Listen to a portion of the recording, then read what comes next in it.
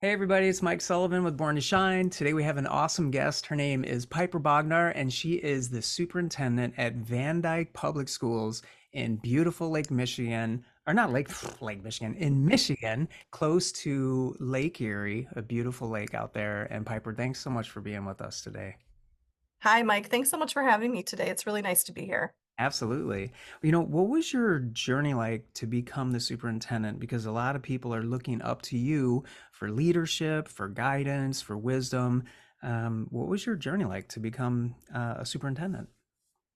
Well, I had a journey with several different positions within the education field and outside of the education field, which for me personally, that was important. So, through high school and college, several different jobs, which included, everything from a car wash to the Michigan State University cafeteria, go green, and things like cleaning houses. I've kind of done everything, but in the education field, I have been a teacher, an assistant. I've been a principal, I've been a curriculum coordinator, a language arts teacher, a curriculum and staff development facilitator, school improvement, state and federal programs, a turnaround director, an assistant superintendent. I think I've missed a few, and then finally superintendent, which is where I'm sitting now. And I've been doing this for 7.5 years.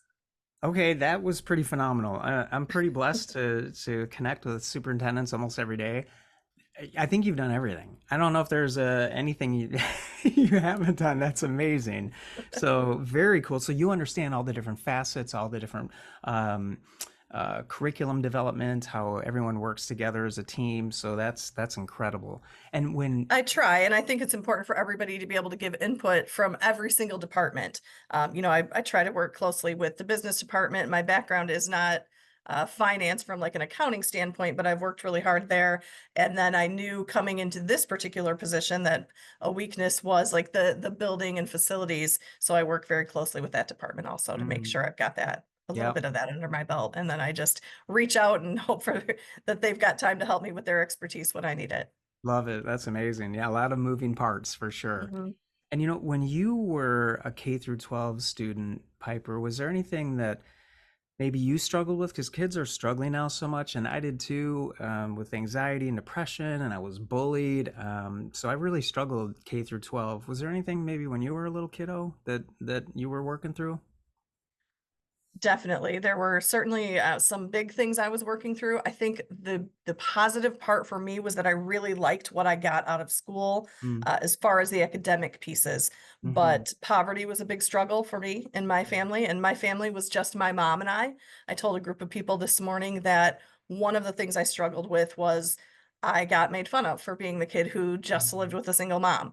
And I heard people, adults, talk about the fact that I didn't have a dad, which I knew I did. I just didn't know him. So the joke was kind of on them on that one. But even then, as a 7, 8 year old child, I knew adults shouldn't be talking about children. So that was one struggle. Also, in just thinking about mental health, my mom was bipolar.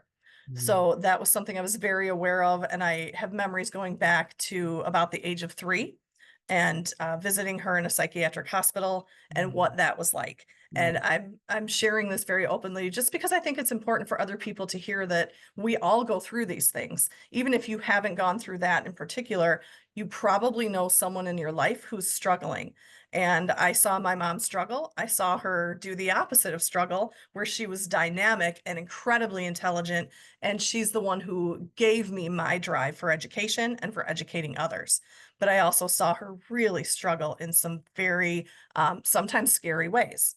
mm, So that was something that I learned how to be compassionate about at a very young age. mm. And it also made me really resourceful at a very young age. I was an anxious kid probably because of that. Well, that makes sense. And I, first of all, I'm sorry your mom went through that. I'm sorry you went through that. But there is that, wow, I mean, talk about resiliency and something beautiful that came from that. You learning compassion, empathy, and becoming more resilient, and also seeing the genius in your mom when she was feeling well, when that came out. And but I can relate, Piper, because my sister, she had migraines every single day. And it got to the point where she was on so much medicine. it put her into a psychosis. So she was in a facility just like your mom. That was the hardest thing I've ever seen, walking into that facility. I mean, it kind of, so I can share that, those feelings and that struggle and that pain. But I'm so glad that your mom got through it and you got through it, and it developed some beautiful character in you, right? That's how it's interesting how God shapes us, oftentimes through pain, It is. right? To be more patient, to be more empathetic, to be more compassionate. Um, so yeah, thank you for sharing that. That was Yes, really thank you. special. I'm happy to. And since mental health is so important to you and to me, because we both experienced it with loved ones and even ourselves, what have you noticed that's working well among your schools to support your kiddos and the staff? And then what do you, in a perfect world, if you could just kind of wave a Disney magic wand, what would you love to see more of this school year?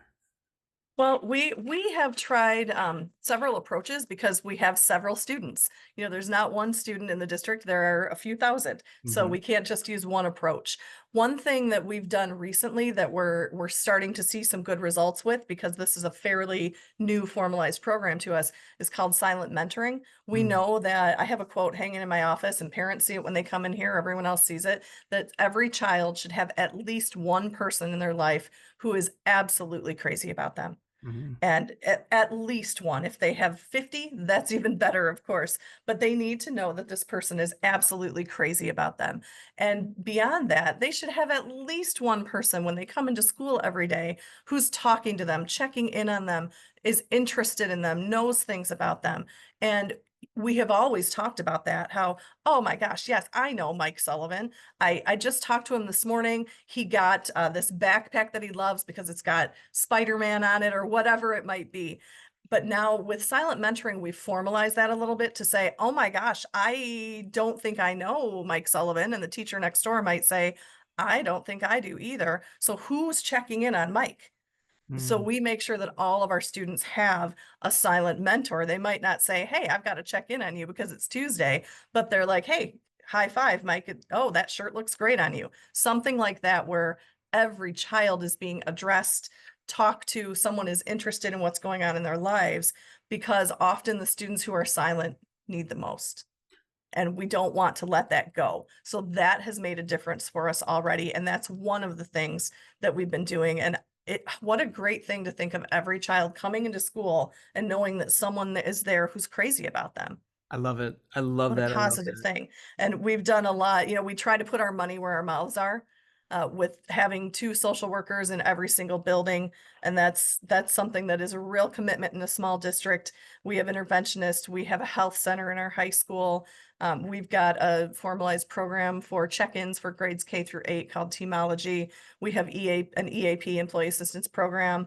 And then we've got a system for our staff and students and families where they can have appointments scheduled. We know how, well, some of us know how difficult it would be to Mm. schedule an appointment for mental health or for your child, where you're calling and waiting for calls back. We have a group who will do that for you. Mm.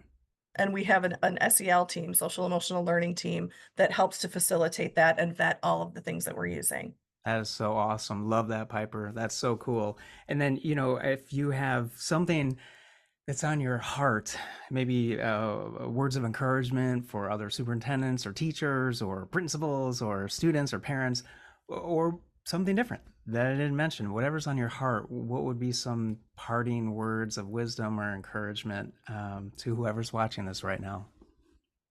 Well, I don't know if I'd say words of wisdom. I don't like to talk about myself as wise at all. I like to think of myself as learning something constantly by the people I talk to. I think everyone knows something you don't. That's a great one to live by. One of my colleagues says, you never know what's going on inside of someone's house. And Mm. by that, we could mean their actual physical house or just their body. Everybody has a story, and that story shapes who you are in some way.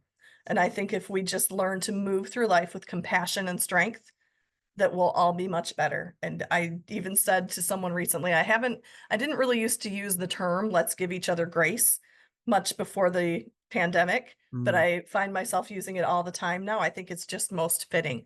We've got to give each other some grace and really think about, instead of just maybe spooning out that compassion, we might need to give out heaps of it in some cases and remember that everyone's got their story.